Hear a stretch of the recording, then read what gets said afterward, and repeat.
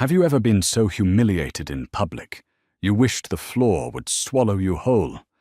Chloe was just trying to enjoy a quiet birthday dinner when the cruelty of others shattered her night.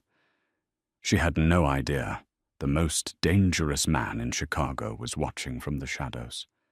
Chloe Bennett checked her reflection in the gold-tinted mirror of the restaurant's foyer, her hands trembling slightly as she smoothed down the fabric of her dress.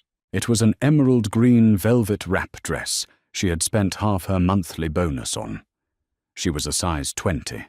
It was a fact she had spent the last 3 years trying to embrace through therapy and sheer willpower, despite the world's constant grating reminders that she didn't fit into its narrow, unforgiving mold. Tonight was her 28th birthday. After months of grueling 80-hour weeks working as a senior auditor for Deloitte in downtown Chicago, she had decided to step out of her comfort zone. She had made a reservation at the Wellington, a fiercely exclusive Michelin-starred establishment in the Gold Coast district known for its month-long waiting lists and elite clientele. She was also supposed to be on a date. A man named Chad from Bumble had promised her a night of celebration. Instead, she had been sitting at a corner table for an hour and 15 minutes. Chad's profile had mysteriously vanished from the app, and her messages were left on read. Swallowing the bitter lump of rejection in her throat, Chloe decided she wasn't going to let a cowardly man ruin her evening. She signaled the waiter and confidently ordered the seared scallops, a dry-aged ribeye, and a glass of robust Cabernet Sauvignon. She deserved to take up space. She deserved a good meal. But the universe, it seemed, had a cruel sense of humor. Just as the sommelier poured her wine, the maitre d' escorted a new couple to the table directly adjacent to hers. Chloe froze. The blood drained from her face, leaving her entirely numb. It was Greg Tanner.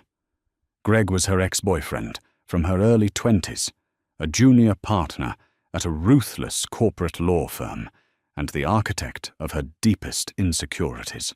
For 2 years he had monitored her caloric intake, weighed her portions, and made snide, passive-aggressive remarks about her thighs until she had finally found the courage to pack her bags and leave. Hanging off Greg's arm was a woman who looked like she had stepped off a runway.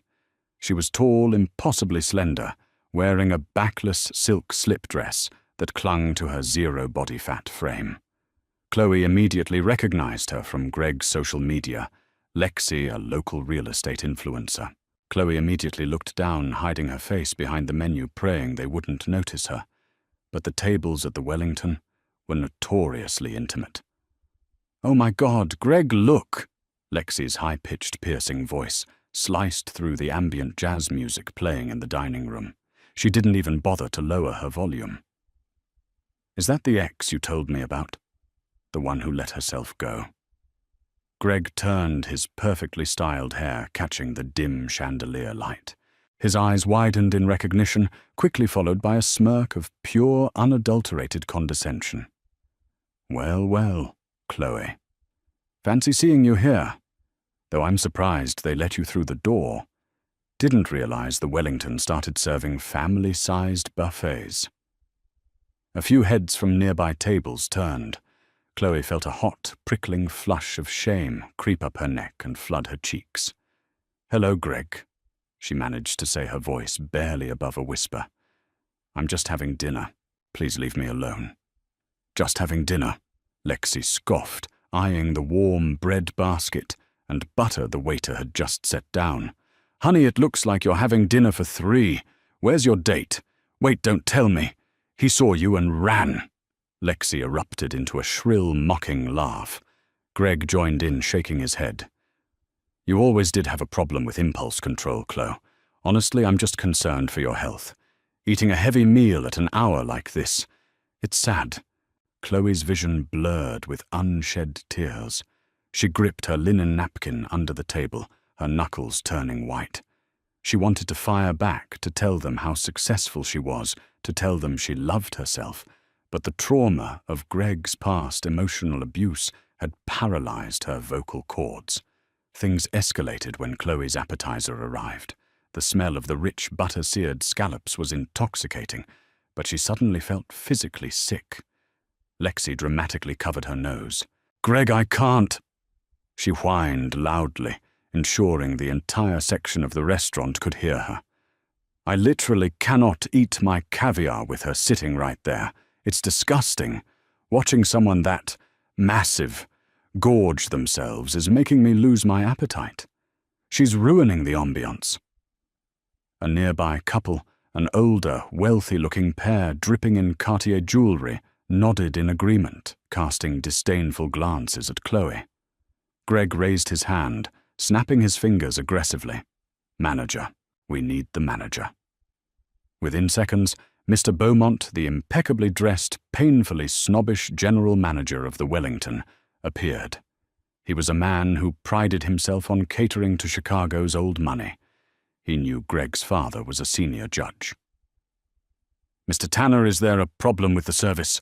Mr. Beaumont asked, bowing his head slightly. "Yes, Beaumont," Greg sneered, gesturing toward Chloe as if she were a piece of trash left on the carpet. "My fiancé is feeling nauseous. The sight of this woman gorging herself is highly offensive to the aesthetic of this establishment. We pay a premium to dine here. I want her moved out of our sight. Or better yet, removed." Chloe looked at Mr. Beaumont, silently pleading with him to be reasonable. "I am a paying customer," she whispered, a tear finally escaping and tracking down her cheek. "I haven't done anything wrong. It's my birthday." Mr. Beaumont's expression was cold, calculating. He weighed a single plus-sized woman sitting alone against the wealthy, influential Tanner family. The math was simple in his shallow world. He stepped over to Chloe's table, leaning in with a harsh, patronizing smile. "Miss, I must ask you to compromise. You are causing a disturbance to our VIP guests. I can have the kitchen box up your meal so you can eat it in the comfort of your own home. Or I can seat you in the back corridor, near the kitchen doors. But you cannot stay here." "A disturbance." Chloe gasped, her heart shattering into a million pieces. "I haven't spoken a word. They are the ones harassing me." "Keep your voice down, please." Mr. Beaumont hissed, his veneer of politeness cracking. "Mr. Tanner is a platinum patron. You are making a scene. I will give you 2 minutes to gather your things, or I will have security escort you out." Chloe sat completely frozen. The entire restaurant seemed to have stopped eating to watch her humiliation. Lexi was smirking, taking a sip of her champagne in victory. Greg looked incredibly pleased with himself. Chloe felt entirely, utterly worthless. She reached for her purse, her hands shaking violently, preparing to accept the unjust defeat and flee into the cold Chicago rain. Above the main dining floor, elevated on a mezzanine level, enclosed by tinted soundproof glass, sat Leo Moretti. To the Chicago Public and Forbes magazine, Leonardo Moretti was a mysterious, self-made billionaire with a massive portfolio in global shipping logistics and real estate. To the Chicago underworld, he was the undisputed head of the Moretti Syndicate, a man whose name was spoken in hushed, terrified whispers. He controlled the ports, the unions, and the shadows of the city with a cold, calculated ruthlessness. Tonight, Leo was wearing a bespoke, midnight blue Brioni suit. His dark hair was neatly styled, but his striking, sharp features carried the heavy, weary look of a man who rarely slept. Faint silver scars traced his knuckles, remnants of a violent past he had clawed his way out of. He was in the middle of a high-stakes, silent meeting with his underboss Dante. But for the last 10 minutes, Leo hadn't heard a single word Dante was saying. His piercing, dark eyes were locked onto the dining floor below. Leo possessed an uncanny ability to read a room, a survival trait from his days on the streets. He had watched the beautiful curvy woman in the green velvet dress sit alone for an hour. He had admired her quiet dignity, the way the dress hugged her soft, lush curves, and the brave, defiant way she had ordered her meal anyway. To Leo, She looked like a Renaissance painting amidst a sea of plastic-starving socialites. Then he watched the tall, slicked-back lawyer and his skeletal companion arrive. He couldn't hear the exact words through the glass, but he didn't need to. He recognized the body language of a bully. He saw the woman in green shrink into herself. He saw the tears. When the manager Beaumont stepped in and clearly sided with the aggressors, something dark and deeply primal snapped inside Leo's chest.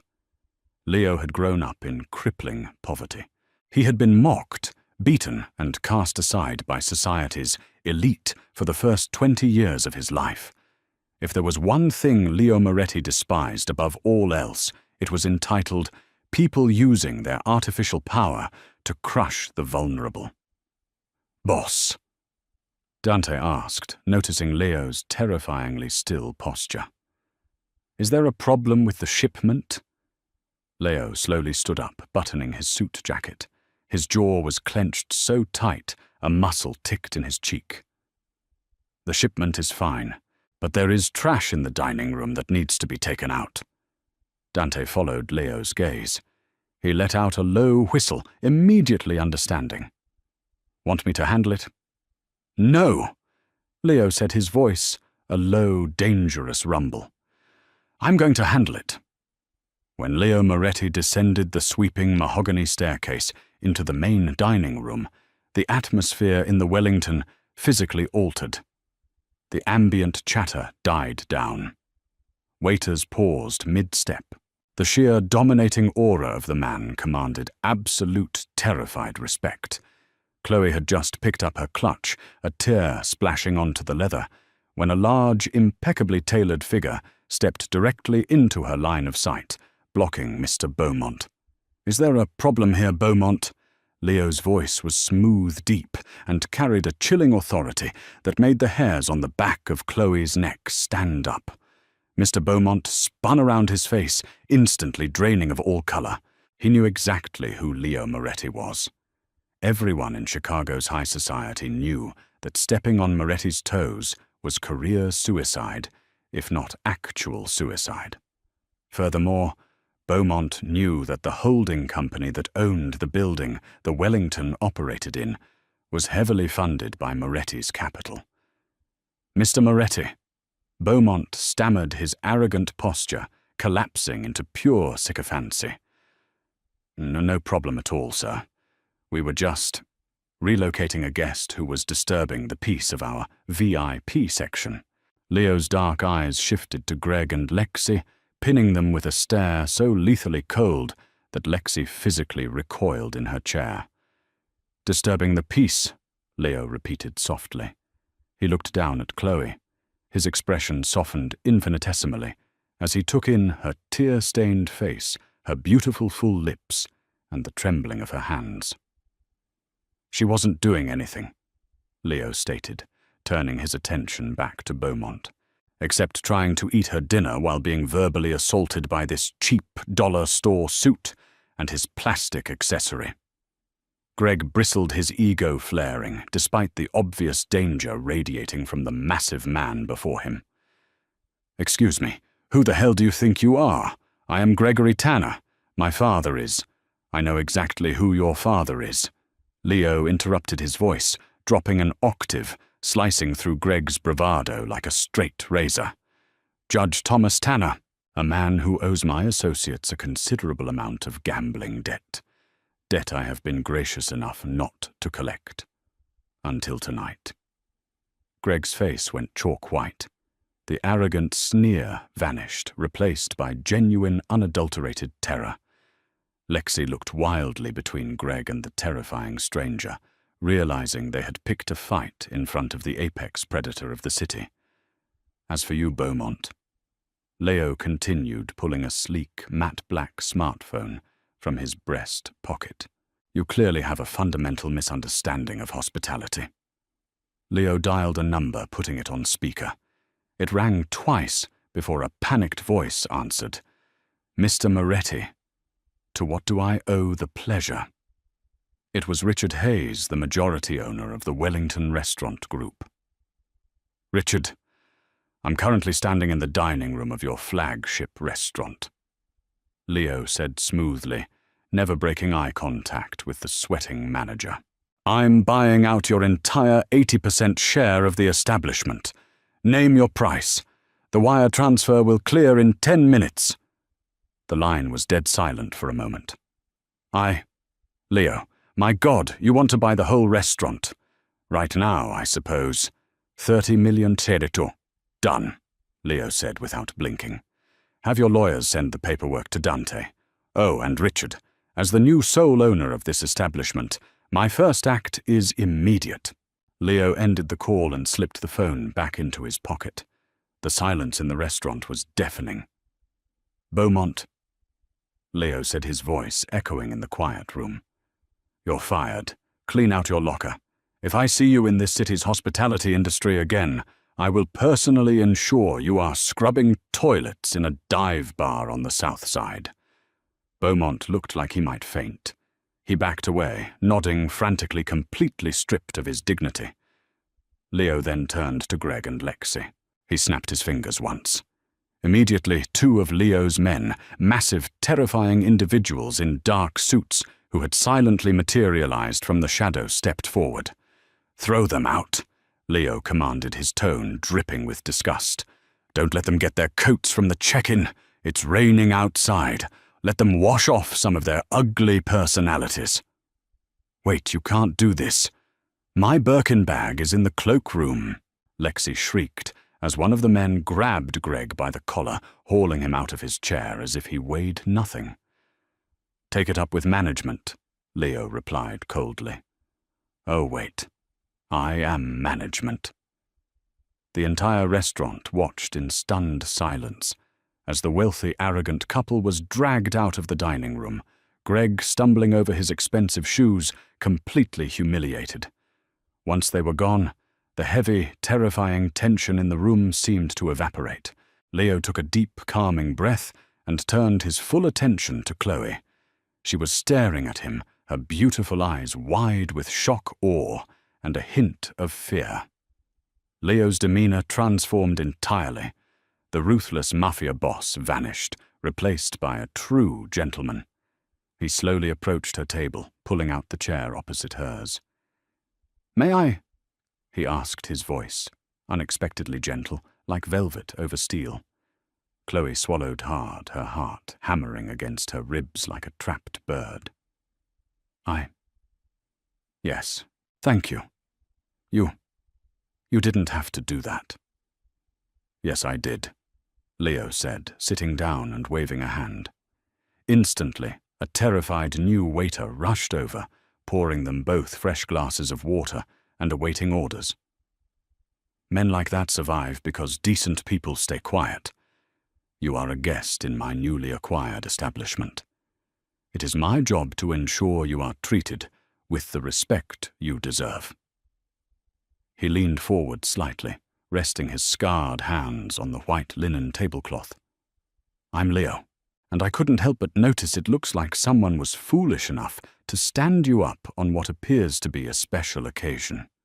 It's my birthday," Chloe whispered suddenly, feeling overwhelmingly shy under his intense, completely focused gaze. "I'm Chloe." "Happy birthday, Chloe." Leo smiled, a genuine, breathtaking smile that reached his dark eyes. He looked at the waiter. "Bring us your finest bottle of Bollinger champagne, the 2008 vintage, and tell the chef to prepare the Grand Wagyu tasting menu. Tonight, Chloe, we are going to celebrate properly, and I promise you, no one in this city will ever speak to you like that again." The next 6 months were a whirlwind that completely rewrote the reality of Chloe Bennett's life. Leo Moretti did not just enter her world, he enveloped it. He was a man of terrifying extremes. To the city of Chicago, he was a phantom of power, ruthlessly expanding his empire. But to Chloe he was fiercely protective, endlessly patient, and intoxicatingly devoted. He dismantled her insecurities brick by brick. When she hesitated to wear a swimsuit during their weekend getaway to Lake Geneva, Leo didn't offer empty platitudes. He simply looked at her with a raw, predatory hunger that made her blush all the way to her toes, whispering that she was the most breathtaking woman he had ever seen. He touched her curves with reverence, worshipping the very body society had told her to hide. For the first time in her 28 years, Chloe didn't just feel accepted. She felt desired. She felt powerful. Her newfound confidence bled into her professional life. No longer the quiet, shrinking girl who let corporate bullies take the credit, Chloe began dominating the boardroom at Deloitte. She demanded the respect her intellect deserved, and senior management noticed. By autumn, she was promoted to lead forensic auditor and handed the firm's most complex new portfolio, Aegis Global Logistics. It was supposed to be a standard, albeit massive compliance audit ahead of a public merger. But as Chloe dug into the intricate webs of offshore accounts, shell companies and payroll ledgers, the numbers stopped making sense. Sitting in her high-rise office at 11 p.m. on a rainy Tuesday, the harsh glow of her dual monitors illuminated the deep frown lines on her face. She cross-referenced a subsidiary holding company based in the Cayman Islands with a series of massive unexplained cash injections into Chicago real estate. The money was being funneled through phantom vendors companies that existed only on paper billing millions for consulting fees that were never rendered. It was textbook money laundering executed with brilliant, terrifying precision. Chloe's heart began to race. She pulled up the corporate registration for the parent company, shielding these ghost vendors. Moretti Syndicated Holdings. The coffee cup slipped from her trembling fingers, shattering against the hardwood floor. Dark liquid splattered across her sensible pumps, but she didn't flinch. She stared at the screen, her breath hitching in her throat. Leo, her mind spiraled into a dark, terrifying abyss. Was any of it real? The spectacular dinner, the immediate connection, the way he had swooped in to save her from Greg's cruelty, or was it all a meticulously orchestrated manipulation? Had the most dangerous man in Chicago identified the senior auditor handling his illicit logistics accounts, stalked her, and manufactured a meet-cute to ensure she would look the other way when the time came? The betrayal tasted like ash in her mouth. She remembered the way Greg had used her, manipulated her, and made her feel small. Now she feared Leo had done the exact same thing, just on a grander, more sophisticated scale. She didn't sleep that night. Instead, she printed every ledger, every discrepancy, and every damning piece of evidence tying Aegis Global Logistics to the Moretti crime syndicate. She packed them into her leather briefcase, her tears drying into a hardened resolve. She was not a victim anymore. The private elevator opened directly into Leo's sprawling two-story penthouse overlooking the Chicago River. The floor-to-ceiling windows framed a city oblivious to the storm, brewing inside the opulent living room. Leo was standing by the mahogany bar, pouring a glass of scotch. He turned a warm, genuine smile, immediately breaking across his face at the sight of her. "Chloe Mia Cara, I didn't expect you until—" His smile vanished the moment he saw her face. She looked like a woman walking to the executioner's block, pale, rigid, and vibrating with barely contained fury. Without a word, Chloe marched to the center of the room and unclasped her briefcase. She slammed a stack of 3-inch-thick financial dossiers onto his custom marble coffee table. The thwack echoed loudly in the cavernous space. "Tell me this is a coincidence," Chloe demanded, her voice shaking, but her gaze deadlocked with his. "Tell me you didn't buy a $30 million restaurant just to get close to the Deloitte auditor who was about to expose your multi-million-dollar money laundering operation." Leo froze. He looked at the files, then back at Chloe. For the first time since she had known him, the unflappable Mafia Boss looked genuinely blindsided. "Chloe, what is this?" He stepped forward, but she took a sharp step back, putting space between them. "Don't play dumb, Leo," she shouted, the heartbreak finally cracking her voice. "Aegis Global Logistics, Cayman shell accounts, phantom vendors. I tracked $50 million of dirty money straight back to your holding company. Did you know?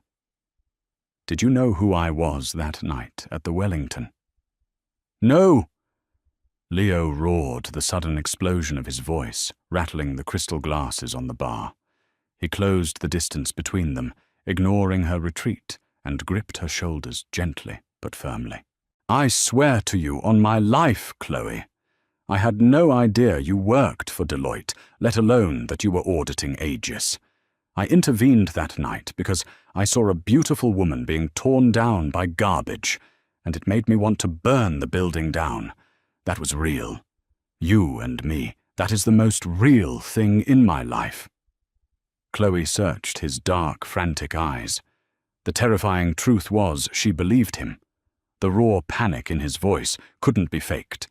But that didn't solve the problem. "Then how?" she whispered, a tear finally escaping. "How did I end up with this account?" Leo's jaw clenched. He released her and turned to the files, quickly flipping through the executive summaries. His eyes narrowed, scanning the authorization signatures on the firm's assignment sheets. "Who gave you this specific portfolio, Chloe?" Leo asked, his voice dropping to a lethal, icy whisper. "The regional director," she replied, wiping her cheek. "And the external legal counsel for Aegis requested a forensic team specifically. A lawyer named—" She stopped. The blood drained from her face. "A lawyer named Gregory Tanner." Leo finished for her, pulling a specific document from the pile and tapping Greg's signature at the bottom. The pieces fell into place with sickening clarity. Greg hadn't just been humiliated that night. He had been destroyed. His ego couldn't handle being thrown out by Leo Moretti. He had used his father's corrupt connections to discover who Leo really was. And when Greg realized his ex-girlfriend was dating the head of the Moretti syndicate, he set a trap. "He deliberately routed the Aegis audit to my department." Chloe gasped, realizing the sheer vindictive scale of the plot. "He wanted me to find the dirty money. If I reported it, I would destroy you.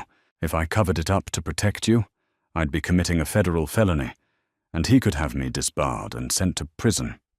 It's a checkmate." Leo let out a dark, terrifying laugh. "Greg Tanner thinks he can play chess with me. He's playing with plastic pieces while I own the board." "Leo, this is serious," Chloe cried out. "I have a legal obligation to report these findings by Friday. The FBI will raid your offices. If they find the paper trail, they won't find anything," Leo said, his eyes locking onto hers with absolute terrifying certainty. He pulled out his phone and dialed Dante. "Dante, initiate protocol burn. Liquidate all Aegis assets offshore, shred the phantom ledgers and execute the server wipe. I want that company entirely dissolved by midnight." Chloe watched in stunned silence as Leo dismantled a multi-million-dollar operation with a single phone call, sacrificing a massive chunk of his empire without a second thought. "Leo, that's tens of millions of dollars," she whispered as he hung up. "It's just money, Chloe," he said, stepping close to her again, cupping her face in his scarred hands. "I grew up with nothing. I can lose the money. I cannot lose you. I will not let that spineless coward use your brilliant mind as a weapon against us." "But Greg still has the copies of his requests," she said, leaning into his touch despite the chaos. "His father is a judge. They will launch an investigation." A cruel, wolfish smile played on Leo's lips. "Judge Tanner has a crippling gambling addiction. An addiction he funded by borrowing from the Russo family, my rivals. I bought his debt 3 months ago. I have been sitting on audio recordings of a sitting Chicago judge promising favorable verdicts in exchange for debt forgiveness. I was going to use it as leverage, but I think the FBI would be much more interested in a corrupt judge than a dissolved logistics company. Chloe stared at him, fully realizing the depth of the world she had married into. It was dark, dangerous, and ruthless. But as she looked at Leo, she realized he was using that darkness solely to protect her light. Over the next 48 hours, the Chicago elite was rocked by a scandal of epic proportions. An anonymous leak provided the FBI with undeniable proof of Judge Thomas Tanner's corruption. He was arrested in his chambers. The fallout instantly destroyed his son's career. Greg Tanner was fired from his law firm, his assets frozen, and his wealthy fiancée Lexi publicly left him the very next day, taking the Birkin bag with her.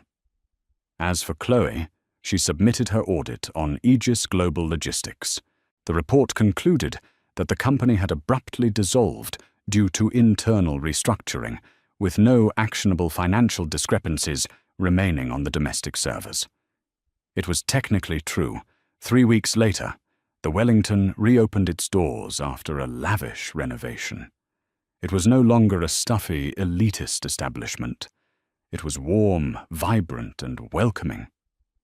Chloe sat at the best table in the house, wearing a stunning backless crimson gown that hugged every curve of her size 20 frame. She radiated a fierce, untouchable confidence. Across from her sat Leo, looking at her as if she were the only woman on the planet. He reached across the table, taking her hand and brushing his thumb over her knuckles. "You look incredibly beautiful tonight, Miss Bennett." Chloe smiled, a brilliant, genuine expression of pure happiness. She had walked through the fire of her own insecurities and the shadows of Chicago's underworld, and she had come out the other side entirely unbroken. "Thank you, Mr. Moretti," she replied, raising her glass of 2008 Bollinger champagne. "To us, and to always taking up the space we deserve." Leo clinked his glass against hers, his eyes dark and full of promises. Always. Did Chloe make the right choice by embracing the shadows to protect her peace? Or is true love always a dangerous game of high-stakes chess? If you were in her shoes, would you have exposed the empire or protected the man who stood up for you? Let us know your thoughts in the comments below. If you loved this story of karma, romance and sweet revenge, please hit that like button, share it with your friends, and subscribe for more thrilling stories.